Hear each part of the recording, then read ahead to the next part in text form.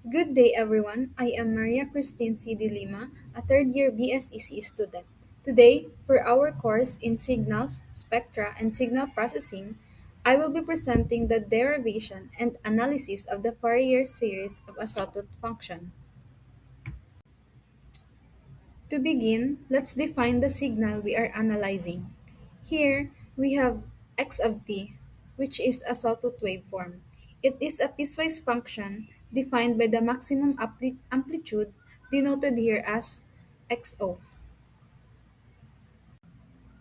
We will start by deriving the exponential Fourier series form. On this slide, you can see the general formula for x of t expressed as a summation of coefficients c sub k multiplied by the complex exponential term e raised to jk w naught t. Below, that is the integral formula we use to calculate the coefficient c sub k over one period t sub naught. The formula in finding the c sub k is c sub k is equal to 1 over t0 times the integral of x of t times e raised to negative jk omega naught t dt from 0 to t sub 0. Substituting the equation of x of t, so c sub k is equal to 1 over to times the integral of x sub 0 over t sub 0 times t times e raised to negative jk omega t dt. And you will you will move the constant to the left outside the integral. So c sub k is equal to x sub 0 over t sub 0 squared times the integral of te raised to negative jk omega naught t dt from 0 to t sub 0. To integrate this, you will use integration by parts.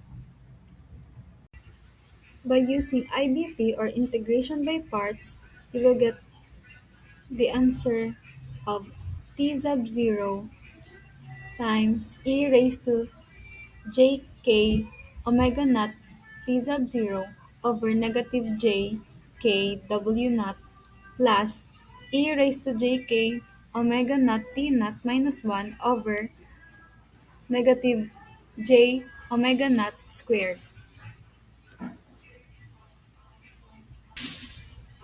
Applying the Euler's formula, the formula states that e raised to the j theta is equal to cosine theta plus j sine theta.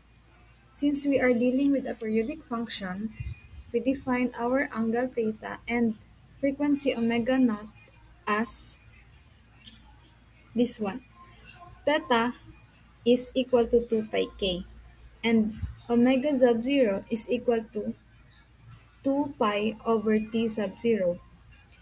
When we substitute this into Euler's formula, we find that e raised to j 2 pi k is equal to cosine of 2 pi k plus j sine of 2 pi k.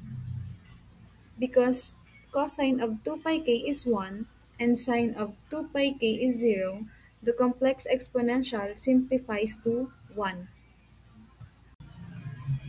So after applying the Euler's formula and substituting it to your equation, you'll get the value of c sub k. C sub k is equal to j times x sub 0 over 2 pi k. Next is finding the c sub 0. The formula is c sub 0 is equal to 1 over t sub 0 times the integral of x of t dt. Substituting the equation of the x of t, so c sub 0 is equal to 1 over t sub 0 times the integral of x sub 0 over t sub 0 times t dt from 0 to t sub 0. Moving the constant to the left, so c sub 0 is x naught over t sub 0 squared times the integral of t dt from 0 to t sub 0. So this equates to x of 0 over t sub 0 squared times t sub 0 squared over 2. Canceling out the t sub 0 squared, we get the value of c sub 0 is equal to x sub 0 over 2. Since we've already got the value for our c sub k and c sub 0, we will just substitute it to our exponential form formula. So our answer is x of t is equal to x sub 0 over 2 plus the summation of j x naught over 2 pi k times e raised to j k omega naught t. Next is the trigonometric form. This expresses the signal as a sum of sine and cosines. The general expression is x of t is equal to a sub 0 plus the summation from k equals 1 to infinity of the quantity a sub k cosine k omega sub 0 t plus b sub k sine k omega sub 0 t. We also that note the relationships for the coefficients c sub 0 is equal to a sub 0, which equals 1 over t sub 0 times the integral of x of t dt. A sub k is equals to 2 over t sub 0 times the integral of x of t cosine k omega sub 0 t dt. B sub k is equals to 2 over t sub 0 times the integral of x of t sine k omega sub 0 t dt. Since c sub 0 is equal to a sub 0, a sub 0 is equal to x sub 0 over 2. To find a sub k, we then now substitute the function of x of t. So a sub k is equal to 2 over t sub 0 times the integral of x of t times cosine k omega naught t dt. A sub k is equal to 2x sub 0 over t sub 0 times the integral of t cosine k omega naught t dt from 0 to t sub 0. When we perform the integration and apply the limits, we utilize the trigonometric identities sine 2 pi is equal to 0 and cosine of 2 pi is equals to 1. Because of the symmetry of the Sawtooth function, the a sub k is equal to 0. So now we will find the value of the b sub k. The formula is b sub k is equal to 2 over t sub 0 times the integral of x of t sine k omega 0 t dt.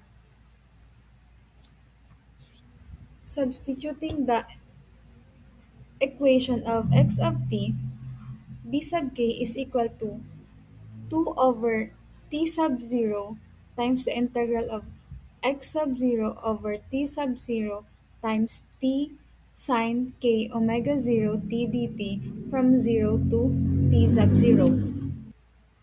Since x sub 0 over t sub 0 is constant, we will move this to the left. So b sub k is equal to 2 times x sub 0 over t sub 0 squared times the integral of t sine k omega 0 t dt from 0 to t sub 0. Integrating this, it will result to 2 times x sub 0 over t sub 0 squared times negative t sub 0 cosine k omega 0 t 0 over k omega 0 plus sine k omega 0 t 0 over the quantity of k omega 0 squared. Note that omega sub 0 is equal to 2 pi over t sub 0. We will substitute it in the equation. We will also utilize the trigonometric identities sine 2 pi is equal to 0 and cosine 2 pi is equal to 1. So our resulting equation is x of t is equal to x sub 0 over 2 plus the summation from k equals 1 to infinity of the quantity x sub 0 over pi k times sine of k omega sub 0 t.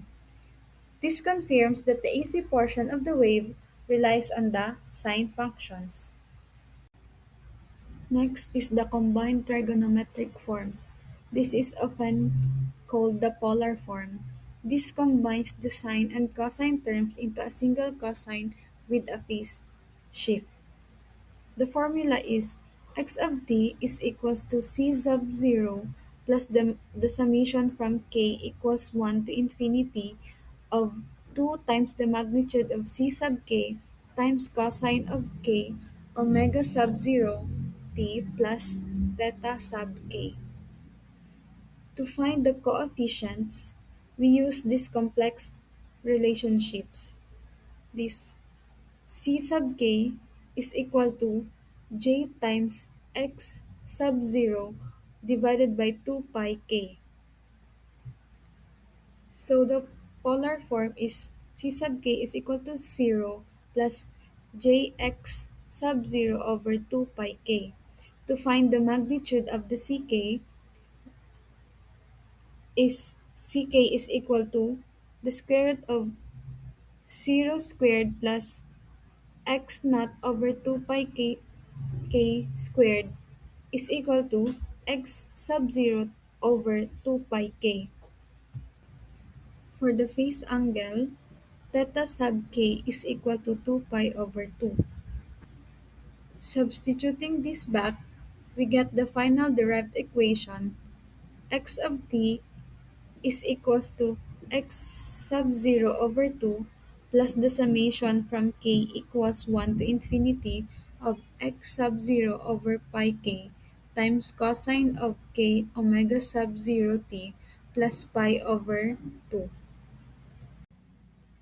In addition to the Fourier series, I also performed the derivation for the root mean square RMS voltage of the waveform to determine its effective power equivalent.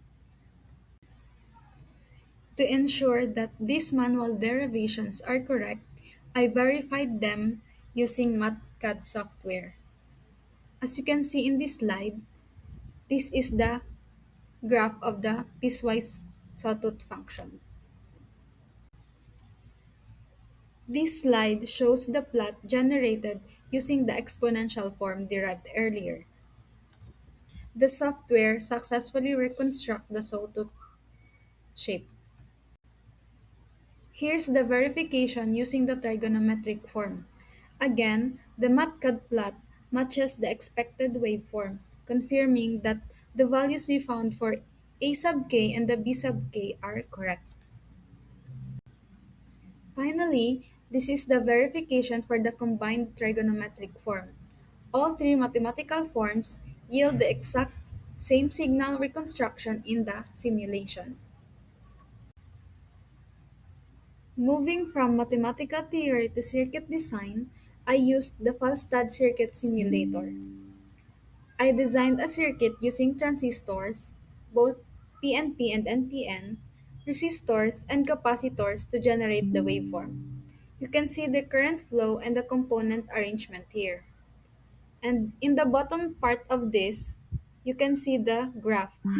This is the output of the Falstad simulation.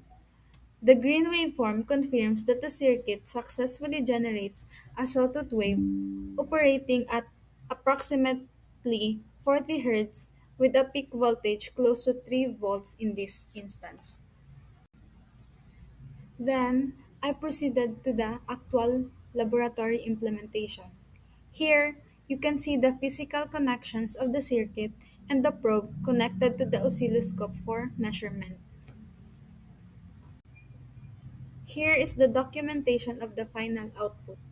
The oscilloscope display confirms that our physical circuit produces the desired Sawtooth waveform, matching our theoretical calculations and simulations.